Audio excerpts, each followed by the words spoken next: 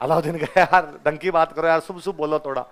उनका एक तरीका और है, यदि अंदर अनाज और पानी के अंदर गाय का खून और गाय की हड्डियां मिला दी जाए, अंदर पूरी हिंदू पॉपुलेशन गाय की हड्डियां फेंक दी, जहां पे अनाज पड़ा था वहां पे गाय के टुकड़े डाल के मारेंगे। पर हमीर तो गेट ही नहीं खोले, हमीर तो बाहर ही नहीं निकले।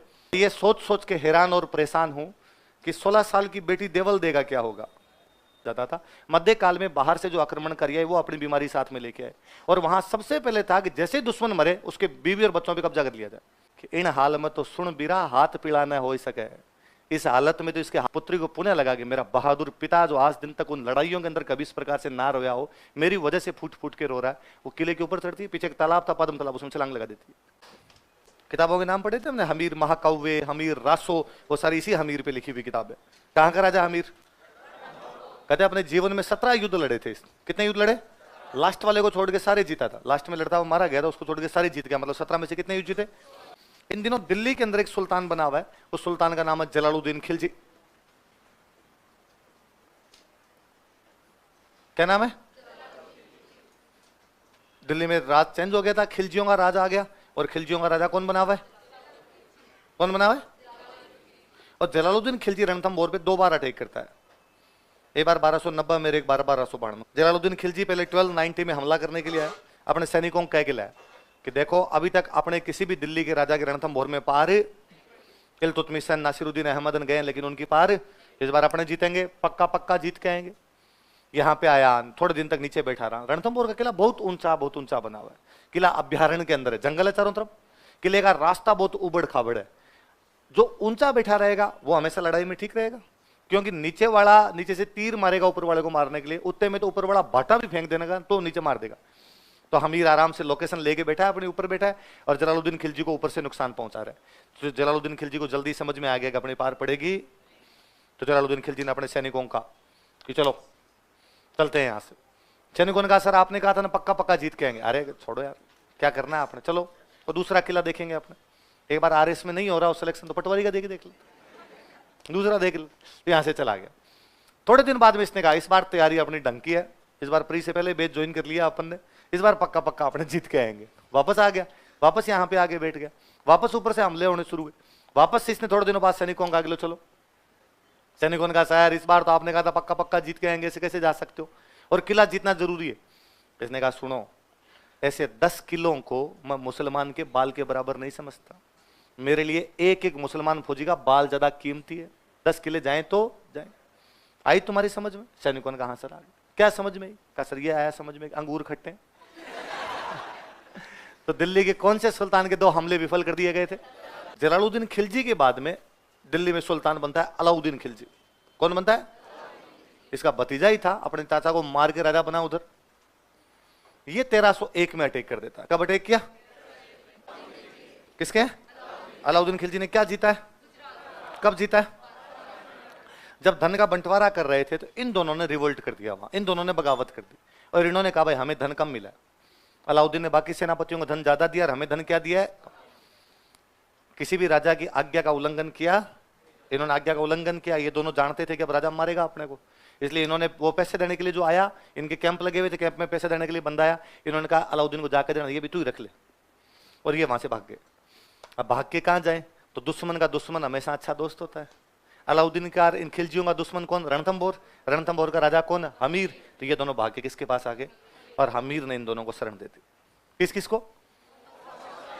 मोहम्मद सार के हबरू को। कौन शरण दे देता? हमीर। किसके खिलाफ? अच्छा, अलाउद्दीन इनको क्यों नहीं दे रहा? तो इनकी पहले थोड़ी बहुत तनातनी चल रही थी, और ऐसी यूं खबरें थी कि अलाउद्दीन की कोई एक बेगम थी, और ऐसी कई खबरें थी कि उस अलाउद्दीन की बेगम के साथ तो थोड़ी बहुत बातें चल रही थी। तो अलाउद्दीन को लगा यार इनको पैसे देंगे या अपने घर में गिफ्ट वापस भेज देंगे, कोई मतलब तो है नहीं। तो अलाउद्दीन इनको पैसे कम ही दे रहा था। तो वो थोड़ा अलाउद्दीन खार खाया हुआ तो बैठा ही था, थोड़े पैसे कम दिए, भाग गए। तो उसको और गुस्सा आया, और गुस्सा आया तो उसने हमीर को कहा हमीर मेरे 2 बंदे तेरे पास? हमीर ने कहा हाँ भाई, मोहम्मद सार के अबरू बैठे मेरे पास, इन दोनों को मुझे सौंप दे। हमीर ने कहा क्यों? ये मेरे शरण के अंदर आए हुए हैं, और शरणागत की रक्षा करना भारतीय संस्कृति का आदर्श है। ये वैल्यू यार, इंडियन वैल्यू है कि शरण में आए हुए व्यक्ति की क्या की जानी चाहिए? रक्षा।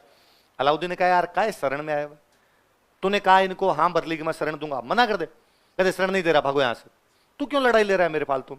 हमीर ने कहा नहीं, एक बार कमिटमेंट करने के बाद तो मैं अपने आप की भी। फिर अलाउद्दीन ने कहा लड़ाई होगी, तो अमीर ने कहा कोई नहीं, और तेरे अंकल 2 बार आए थे इधर, एक बार तू ट्राई करके देख ले।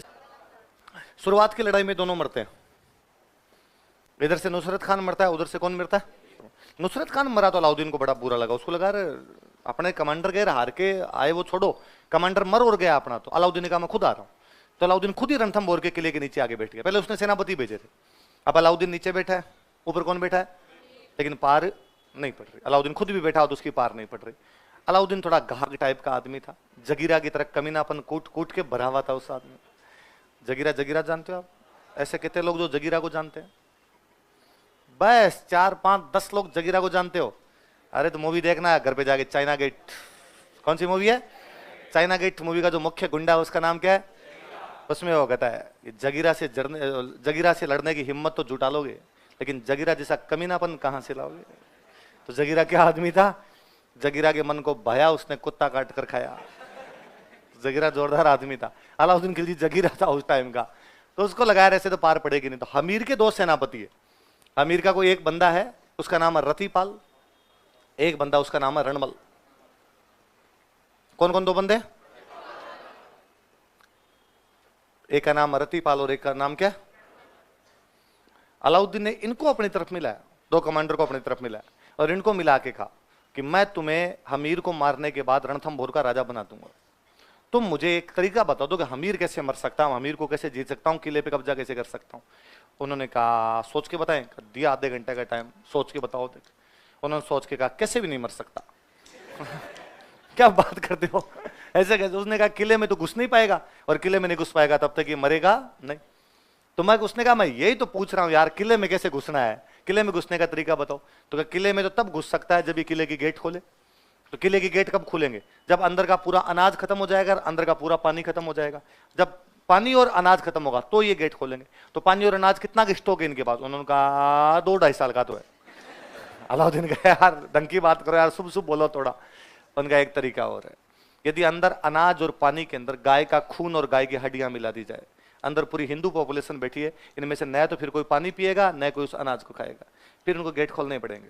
ये भूखे और प्यासे मरने की अपेक्षा लड़ना पसंद करेंगे। ये काम कौन करेगा कि तू यदि राजा बना तो ये काम हम कर देंगे। गाय काटी गई, उस गाय की हड्डियां और गाय का खून रतिपाल रणमल रात को लेके घुसे। अब वो किले के लोग थे, बाहर आते जाते थे, तो अंदर वाले गेट कीपर ने भी रोका नहीं उनको, अंदर आने दिया। उन्होंने जहां तालाब था उस तालाब में ले जाके गाय का खून मिला दिया, गाय की हड्डियां फेंक दी, जहां पे अनाज पड़ा था वहां पे गाय के टुकड़े डाल के आ गए। सुबह जब लोग उठे, लोगों ने जाके पानी देखा कि पानी पूरा लाल हो रखा, गाय की हड्डियां पड़ी। अनाज की तरफ गए, उन्होंने वहां पर भी देखा कि गाय के टुकड़े पड़े हुए। वहां पर हमीर के पास गए, हमीर को जाकर अमीर न तो पानी पीने योग्य बचा है, न अपने पास अनाज खाने योग्य बचा है। अब भूखे और प्यासे मरे, इससे अच्छा है कि अपने क्या करें, लड़ाई। नीचे अलाउद्दीन की सेना बहुत बड़ी सेना थी, हमीर के पास इतनी बड़ी सेना नहीं थी। पर भले ही सेना कम हो, पर लोकेशन अच्छी होती तो आप फिर भी लड़ सकते हो। आप अच्छी लोकेशन पे बैठे थे, पर अब आपको मैदान में जाके लड़ना पड़ेगा, और मैदान के अंदर वही सेना जीतेगी जिनकी संख्या ज्यादा है। फिर आप भले ही संख्या में यदि कम है तो आप कितनी बहादुरी से लड़े, लेकिन फिर भी पार नहीं। और संख्या में वैसे कम हुआ करते कि किले में फौजी कितने की 7,000, बाहर अलाउद्दीन की फौज कितनी की 1 लाख। अब 7,000 को कैसे भी बढ़ा दोगे ना 1 लाख से, तो भी पार पड़ नहीं। तो उन्होंने कहा अब तो अपने को लड़ना ही पड़ेगा, इसके अलावा और कोई तरीका अपने पास।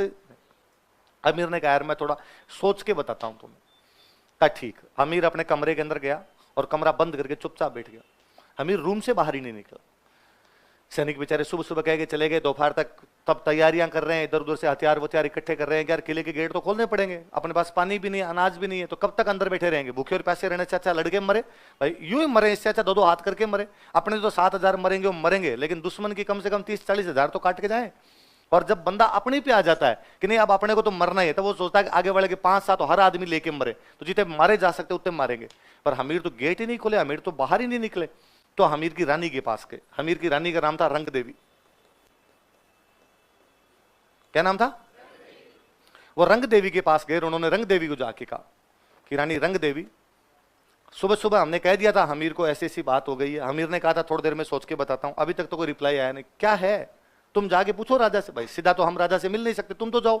रंग देवी को बड़ा बुरा लगा। रंग देवी को लगा कि ये सीधा सीधा ये करेंगे, देख तेरा पति डरपोक है, जो अंदर जाके बैठ गया। रंग देवी गई तम तमाते हुए, उसने जाके अमीर को डायलॉग सुना दिया कि यदि इतनी लड़ाई में डर लग रहा है तुझे तो अंदर ही बैठा रहे, हम जाके लड़ाई कर लेंगे। शर्म नहीं आती तुझे? जब सुबह पता चल गया कि लड़ाई करनी है तो यहाँ अंदर बैठा बैठा क्या कर रहा है? तू इतना डरपोक कैसे हो सकता है? मुझे इस बात पे शर्म है कि मेरा पति यह है जो पिछले 4 घंटे से कमरे में बंद होकर बेटा लड़ाई का नाम नहीं ले रहा है। अमीर ने कहा चिल बेबी चिल। इतना गुस्सा किस बात का है? और अमीर ने कहा बेटो रानी सोचो, हम सारे लड़ते हुए मारे जाएंगे, तुम सारी रानियां जोहर कर लोगी। क्या कर लोगी? मैं भी बता दूंगा क्या होता है। मैं ये सोच सोच के हैरान और परेशान हूं कि 16 साल की बेटी देवल देगा क्या होगा। अमीर की एक बेटी है 16 साल की, उसका नाम क्या है? पहले जब भी ऐसी बड़ी लड़ाइयां हुआ करती, जब ये लगता है कि अब दुश्मन ज्यादा है अपने कम है, सीधे सीधे कैसे भी जीत नहीं पाएंगे, लड़ाई असंभावी होगी, लड़ने के अलावा और कोई अपने पास ऑप्शन बचा नहीं है, उस समय एक तरीका हुआ करता था कि जितने की जितने सैनिक हुआ करते वो सारे केसरिये कपड़े पहनकर बाहर लड़ने के लिए जाते। इसको बोलते केसरिया। क्या बोलते? पर वो जानते थे कि जितने लोग जाएंगे सारे के सारे लड़ते हुए मारे जाएंगे, और जब मारे जाएंगे तो जो दुश्मन है जो बचेगा वो महिलाओं को उठा के ले जाएगा। ये मध्यकाल में बहुत बुरी बीमारी आ गई थी। इससे पहले की जो अपनी लड़ाइयां थी वो लड़ाइयां राजा के बीच में थी कि राजा एक जीता एक हार गया, राजा परिवार को और जनता को नुकसान नहीं पहुंचाया जाता था। मध्यकाल में बाहर से जो आक्रमणकारी है वो अपनी बीमारी साथ में लेके आए, और वहां सबसे पहले था कि जैसे दुश्मन मरे उसके बीवी और बच्चों पर कब्जा कर लिया जाए। तो कहा ये महिलाओं को उठा उठा के लेके चले जाते हैं, इसलिए अपने ये आया कि महिलाओं को दुश्मन इस प्रकार से उठा के लेके जाए, सेक्स स्लेव की तरह उनको रखा जाए। इससे अच्छा महिलाएं कहती कि हम खुद ही अग्नि में जलना पसंद करेंगे, कोई दूसरे हमारे हाथ लगाए, इससे पहले तो मर ही जाओ, जब बाकी सब मर रहे हैं तो हम भी मर जाओ। व्यक्ति को जीवन भी जिया जाए तो गरिमा युक्त जीवन हो। कैसा जीवन हो? गरिमा। भाई प्राइड भी तो होना चाहिए। आपका संविधान तक कहता है, आर्टिकल 21 में साफ साफ है, जिसके अंदर है कि भाई जीवन का अधिकार। तो जीवन कैसा जीवन? गरिमा युक्त जीवन। कैसा? Life with honour. जिस लाइफ में ऑनर ही ना बचे उस लाइफ को भी जीने का कोई अधिकार। उन्हें लगता है हमारी इज्जत हमारी आन बान शान को लूट लेगा, फिर जिंदा रह के भी क्या करना है। तो महिलाएं सारी अग्नि में बैठ के जल जाया करती। इसको बोलते जोहर। क्या बोलते? पर अपने यहाँ एक समस्या थी कि जोहर केवल शादीशुदा महिलाएं करती थी, कुंवारी लड़कियां जोहर नहीं। तो यदि ऐसा मामला फंस जाता कि किले के अंदर कुंवारी लड़कियां होती तो उनको किसी दूसरे दरवाजों से बाहर निकालते, मामा बुआ के पास भेजते, कहते हम सब तो मर रहे हैं, तुम इनका बाद में ब्याह कर देना। लेकिन उस बार अलाउद्दीन का घेरा इतना भयंकर था कि उनको निकालने का कोई भी रास्ता भी नहीं था। तो हमीर ने रंग देवी को कहा कि इन हाल में तो सुन बीरा हाथ पीला न हो सके। इस हालत में तो इसके हाथ पीले भी नहीं कर सकते, मतलब शादी भी कुंवारी कन्या इतना ही जोहर ही सेज ना सोच सके। ये कुंवारी लड़की इसलिए जोहर भी। मैं ये सोच सोच के हैरान और परेशान हूं कि जब हम सारे लोग लड़ते हुए मारे जाएंगे, तुम सारी रानियां जोहर कर लोगी, तो इस कन्या का क्या होगा? किसको उठा के ले जाएंगे? अब जब रंग देवी ने यह सुना तब तो उसका भी रंग उठ गया, और रंग देवी को भी लगा कि हाँ यार बेटी के बारे में सोचा ही नहीं था। अब वो जब दोनों अंदर बंद होके बैठ गए राजा रानी, और ये बात बाहर देवल दे को पता चली कि डिस्कशन मेरे बारे में हो रहा है अब तो, और मेरे कारण ये लड़ाई नहीं कर पा रहे हैं। वो 16 साल की लड़की अंदर अपने पिता के पास गई और उसने जाके कहा कि मैं समझ गई कि मेरी वजह से आप लड़ाई में कोई भी डिसीजन लेने में असमंजस महसूस कर रहे हैं। मैं समझ गई कि मेरी वजह से बाहर छोटे छोटे बच्चे प्यासे और भूखे मर रहे हैं, लेकिन आपके पास डिसीजन का कोई भी तरीका नहीं। यदि आपको लगता है आप मुझे जोहर नहीं करवा सकते, आप मुझे तलवार से काट दीजिए। आपको लगता है कि मैं जिंदा रही तो अलाउद्दीन मुझे उठा के ले जाएगा, तो आप मुझे तलवार से काट के मार दो, वैसे ही मार दो। जब सारे मरेंगे तो मैं भी जिंदा रहेगी, क्या करूंगी? पर एक पिता अपनी पुत्री को अपने हाथों से तो कैसे काट दे? हमीर तलवार उठाता है उसे काटने के लिए, पर हमीर भर भरा के गिरता है, रोता है जोर जोर से। उस पुत्री को पुण्य लगा कि मेरा बहादुर पिता जो आज दिन तक उन लड़ाइयों के अंदर कभी इस प्रकार से ना रोया हो, मेरी वजह से फूट फूट के रो रहा है। वो किले के ऊपर चढ़ती है, पीछे एक तालाब था पद्म तालाब, उसमें छलांग लगा देती है, जोहर से पहले सुसाइड कर जाती हो। अब उस वाला डिसीजन लेना था, वो जब खुद ही मर गई उसके बाद ये सारे पुरुष केसरी कपड़े पहनकर बाहर लड़ने के लिए जाते हैं, महिलाएं सारी की सारी क्या कर लेती है? जोहर। ये हमारे राजस्थान का पहला जोहर है, ये राजस्थान का, जिसमें पुरुष लड़ने के लिए जाते उसको बोलते केसरिया, महिलाएं अग्नि में जलती उसको बोलते जोहर। इन दोनों को कंबाइंड रूप से बोलते साका। क्या बोलते?